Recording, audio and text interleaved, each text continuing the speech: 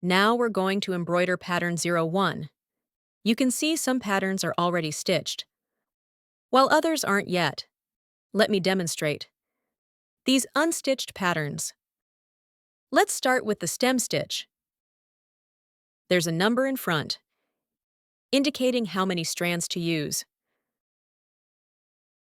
For example, here it shows 2, meaning it needs 2 strands. Here it shows 3, meaning it needs 3 strands. Here it shows 6, meaning it needs 6 strands. Let me demonstrate. Using 2 strands of color number 4. First, bring needle up at the left end of the line. Take it down a short distance ahead. Don't pull tight. Come up in the middle. Pull the thread. Let me show once more.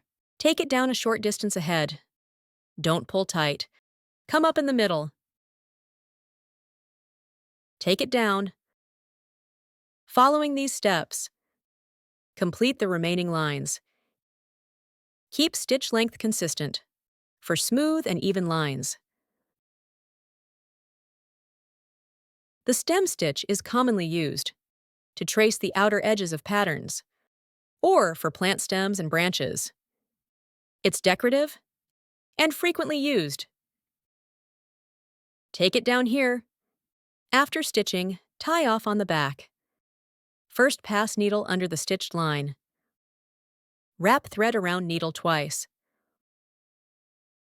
Hold the wrapped area with your finger. Push the needle up. Pull thread. The back knot is complete. Cut off the excess thread.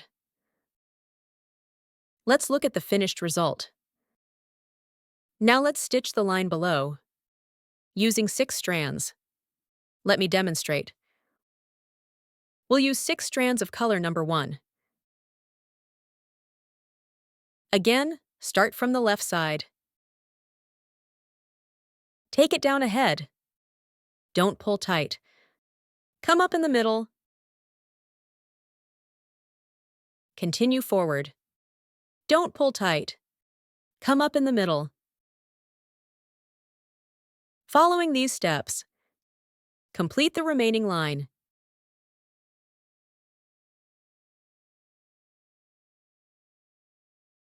Take it down.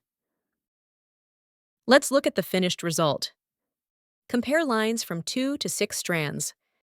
See how line thickness changes, creating different effects.